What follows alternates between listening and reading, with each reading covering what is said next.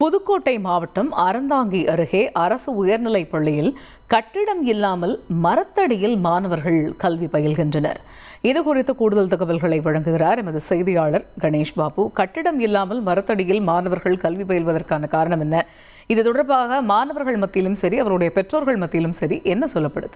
புதுக்கோட்டை மாவட்டம் மணமேல்குடி அருகே பொன்னகர கிராமம். இந்த கிராமத்தில் அதிக அளவில் மீனவர்கள் வசித்து வருகிறார்கள். இதே பகுதியில் தான் ஊராட்சி தொடக்கப்பள்ளி ஒன்று செயல்பட்டு வருகிறது. இந்த ஊராட்சி தொடக்கப்பள்ளி கடந்த 2017 உயர்நிலைப் பள்ளியாக தரம் உயர்த்தப்பட்டது.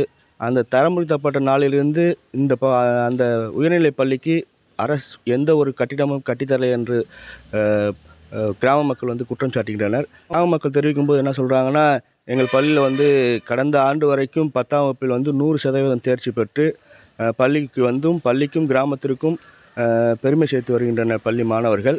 அவங்களுக்கு எங்களால் முடிஞ்ச உதவிகள் செய்து வருகிறோம். இருந்தாலும் அரசு சார்பாக இந்த கட்டிடங்கள், கழிப்பறை வசதிகள் போன்ற விஷயங்கள் செய்து கொடுத்தால் மாணவர்கள் எண்ணிக்கை அதிகப்படுத்தலாம். மாணவர்களுக்கு இன்னமும் படிப்புறதுக்கு ஒரு ஆர்வம் வரும் அப்படிங்கிற மாதிரி சொல்லிகிட்டு இருக்காங்க.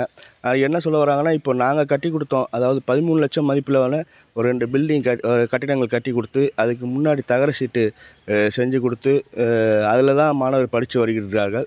அந்த மாணவர்கள் அதில் படிக்கும்போது என்னென்னா, அதோட அதிக மாணவர்கள், அதாவது சுமார் 200க்கும் மேற்பட்ட மாணவர்கள் பள்ளியில் படிப்பதாலும் அவங்களுடைய படிப்பை பிரித்து ஒவ்வொரு கிளாஸ்லேயும் 50-60 பசங்க படிக்கிறதுனால அவங்களுக்கு ஒரே இடத்துல படிக்க முடியாத சூழ்நிலையில் அவங்க சில நேரங்களில் மரத்தடியிலையும் உட்காந்து படித்து வருகிறார்கள்.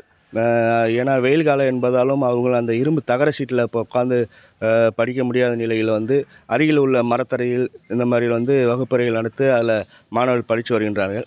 மாணவர்கள் நன்றாக படித்து வரும் சூழ்நிலையில் அவங்களுக்கான தேவைகளை செய்து கொடுக்க வேண்டும் அரசாங்கம் அப்படிங்கிற ஒரு குற்றச்சாட்டு வைத்திருக்காங்க. ஏன்னா எங்கள் பள்ளியில் அதிக அளவில் மாணவர்கள் சேர்க்கை வருகை வந்தாலும் கட்டிடங்கள் இல்லைனால அவங்கள ஒரு சேர்க்க முடியாத சூழ்நிலை நிலை வருகிறது. இது சம்பந்தமாக நாங்கள் பல முறை சொல்லியிருக்கோம். ஆனால் இது வரைக்கும் யாருமே எங்களுக்கு ஒரு அதை காதில் கூட கேட்க மாட்டாங்க அப்படிங்கிற மாதிரி பார்த்து கூட எங்களுக்கு எந்த ஒரு நடவடிக்கையும் எடுக்கலை அப்படிங்கிற ஒரு குற்றச்சாட்டை வைக்கிறாங்க. இது இருந்த போதிலும் இவங்க மாணவர்கள்லாம் என்ன சொல்கிறாங்கன்னா, இப்போ ஊர் சார்பாக எங்களுக்கு நிறைய விஷயங்கள் செய்து கொடுக்குறாங்க. செய்து கொடுத்தாலும் அந்த கிராமத்துலேருந்து எங்களுக்கு செய்து கொடுக்குற வசதிகள் எங்களுக்கு போதிய அளவு இல்லாததால் அரசாங்கம் எங்களுக்கு புதிய கட்டிடங்கள் கட்டித்தர வேண்டும் அப்படிங்கிற மாதிரியும் மாணவர்கள் ஒரு குற்றச்சாட்டு வைக்கிறாங்க. நாங்கள் நல்லா படிக்கிறோம், நல்லா படிக்கும்போது எங்களுக்கு வேண்டிய வசதிகள் இல்லைங்கும்போது எங்களுடைய படிப்பு குறைய தொடங்கிடும் அப்படிங்கிற மாதிரியும் அவங்க தெரிவிக்கிறாங்க. அதனால் வரும் கல்வியாண்டிலாவது ஒரு 2 கட்டிடங்களாவது எங்களுக்கு கட்டி கொடுங்க அப்படிங்கிற மாதிரி ஒரு கோரிக்கையை அரசாங்கத்திற்கு கிராம மக்களும் மாணவர்களும் பள்ளி அந்த குழு நிர்வாகிகளும் பெற்றோர்களும் அரசுக்கு கோரிக்கை வைத்திருக்காங்க. நாங்கள் தொடர்ந்து 6 வருஷம் சென்று ரிசல்ட் கொடுத்துருக்கோம். இது 7ஆவது வருஷம் சென்று ரிசல்ட் கொடுப்போன்னு எங்களுக்கு நம்பிக்கை இருக்குது.